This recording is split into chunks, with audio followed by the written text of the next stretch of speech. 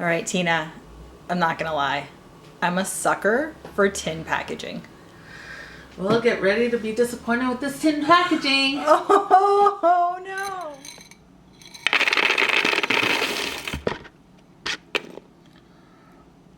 Welcome to Full Decrease Name Crumpled. I'm Tina. And I'm Anna. And today we're talking about Anna's favorite tin packaging. Crayola blending markers. It's beautiful. The case is absolutely stunning. Look at this.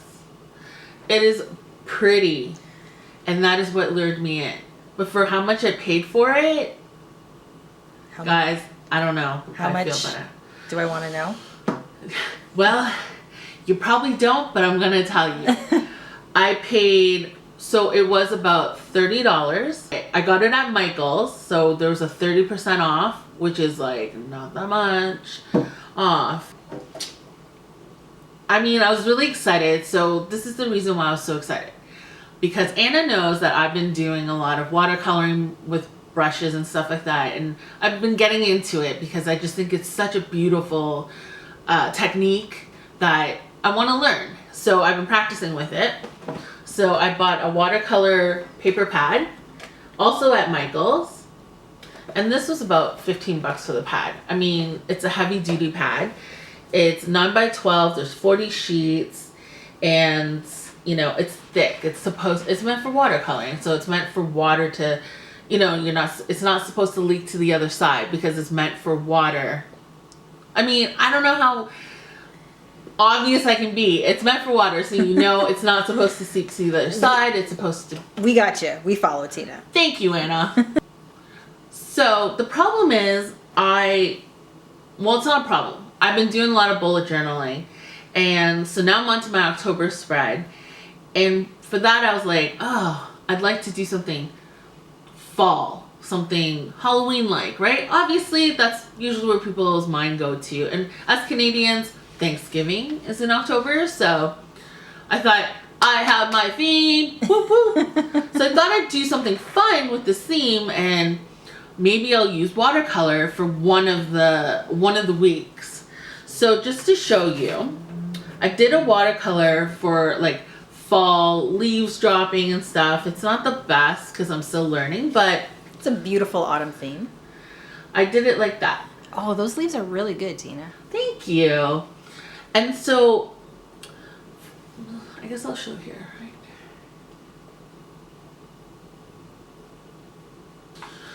So I thought, oh, that's great, but the only problem is because it's on the Rhodia notebook, it's not meant for watercolor. So it tends to, the back of it, as you can tell, you'll see my Sally spread. But here you can see it's a little crinkly. You can see it's been saturated. Yes, absolutely. Make sure you get Sally in that frame too. And so, as Anna said, it's saturated and it just doesn't look good. So I thought, oh, I wish there was a marker or something else that I can do the blending in the watercolor and for it to look like a watercolor as well. So I went to Michael's again. I was going up and down the brush aisles, like the marker aisles, like everything. And then I came across Crayola blending marker. And I said, what? Crayola has blending markers? Hello. Hello. So of course I picked it up. I walked around with it. And I'm like, 30 bucks, that's a lot. And especially not knowing how good it is. Well, let's just say... You can't always judge a book by its cover. Yes, Anna, you're right. So I didn't, and I was just like, you know what? I'm going to test it out. Worst comes to worst, like, I'll give it to my nieces. I've never heard you say that before. So, Avery, Evelyn, I'm bringing something home. So, you're probably wondering, okay, like, chill, like, why are you so, against it? So, of course, what do? I tested, and I'm so glad I tested it on the front of my page. So I just did something really simple. Sorry, I've got a lot of stuff on it, but I just drew kind of like a V. right here.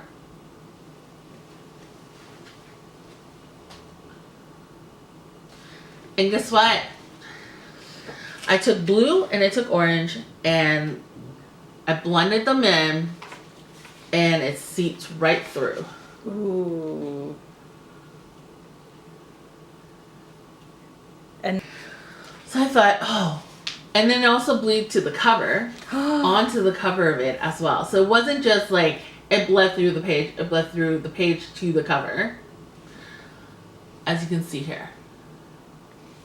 I was really angry because I was like, well, I clearly can't use it for this book. I might as well just use a watercolor brush. Right. So I was really bummed out. I was truly bummed out because it was just like, that would bum bucks, me out too. right?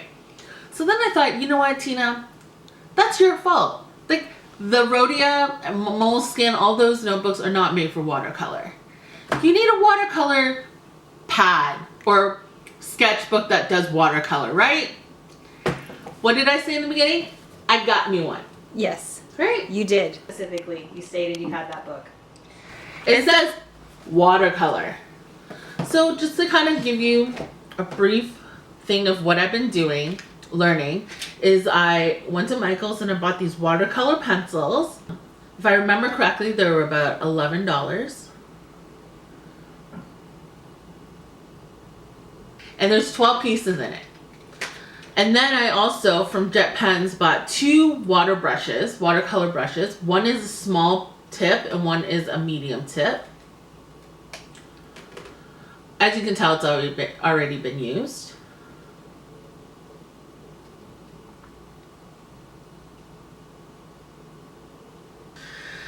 And what I did with it was I used a medium tip. Sorry, I'm looking for the caps because everyone knows my obsession with having to close everything once I'm done. So with the medium cap, you just, this is the easiest to use, and I found this online, is you just pour water in this container. You know, you unscrew it. Yeah.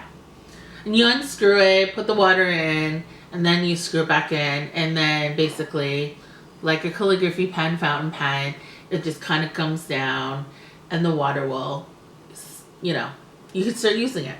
So I did 2 ways. The one way I did it was I basically colored everything in. Like I just colored, and then I used the water brush and I kind of, I guess, paint over it. So the water kind of helped the, you know, Rehydrated, if you will. yeah, and then it just kind of does its thing. Or the other thing I noticed somebody did on YouTube that I saw, I use this and sometimes I just brush the color of the pencil onto it. So, should that really... So then, the watercolor pencil gets saturated by the water, and then you pretty much take this, right? See, and then you just keep going over it with water, and you see the color kind of fade slowly as you saturate the color more.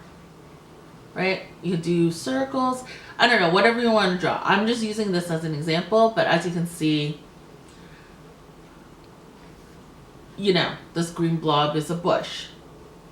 So, but as you can see, it goes darker to lighter, and it's just really pretty. And once it dries, it'll be a really nice design. Just to give you an example, something I have done with the watercolor is... Oh, so pretty. this. So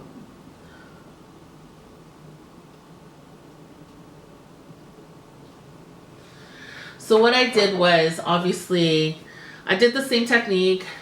So darker, it's darker and then kind of fades into this light. And that's the kind of color that I like, and that's what I like about watercolor, is the blending of it. So I did this and I was like, okay, cool. So now I want it onto my bullet journaling as we digress and go back. So you're like, okay, get it, you like watercolor. So here's the problem. I thought, okay, obviously it doesn't work on regular nice paper. I'm going to try it on watercolor paper. 3rd time, right? I'm pretty sure I said watercolor paper. Yeah? Watercolor. Yes, Tina, watercolor paper. Okay.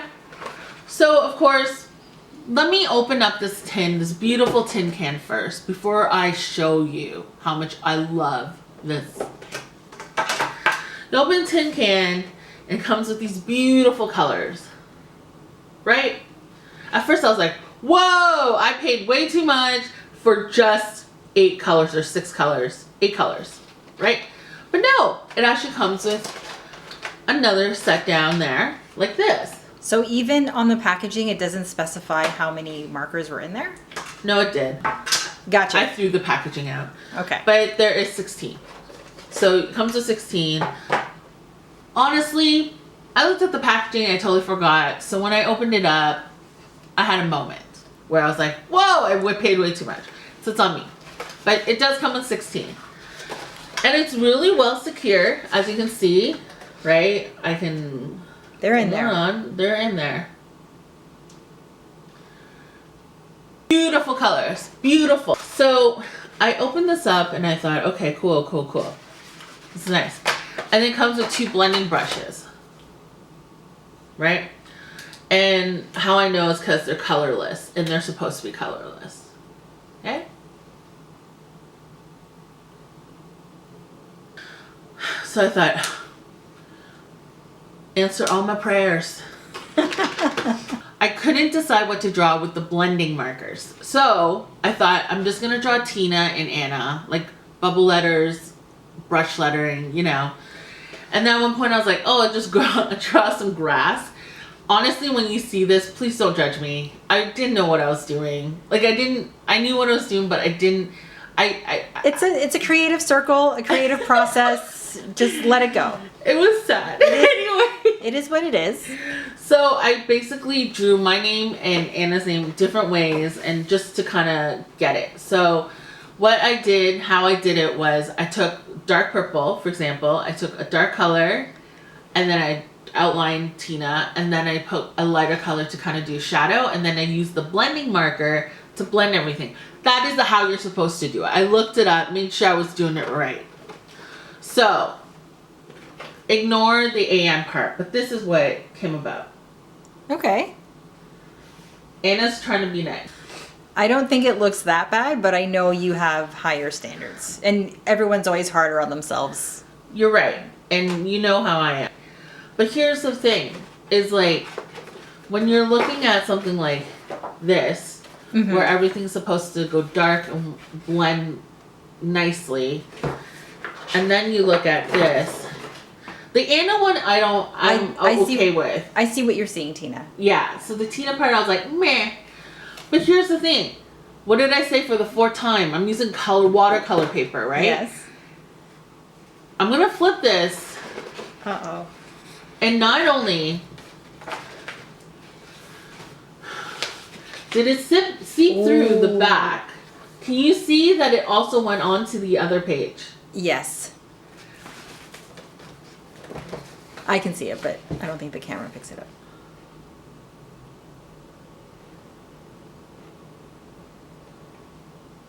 This is watercolor paper. I use water. I'm floored. And I thought, okay.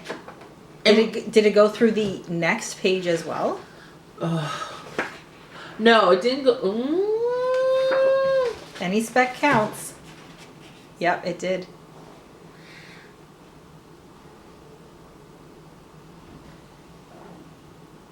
Not sure if you'll be able to pick that up.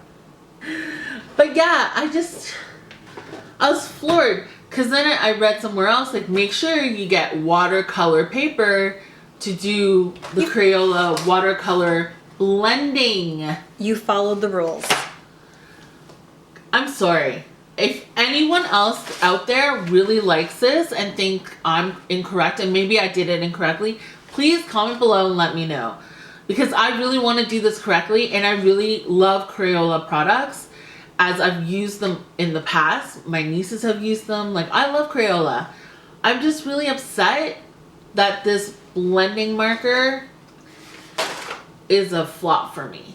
I honestly have showed you every way I've done it. I've explained what I've done.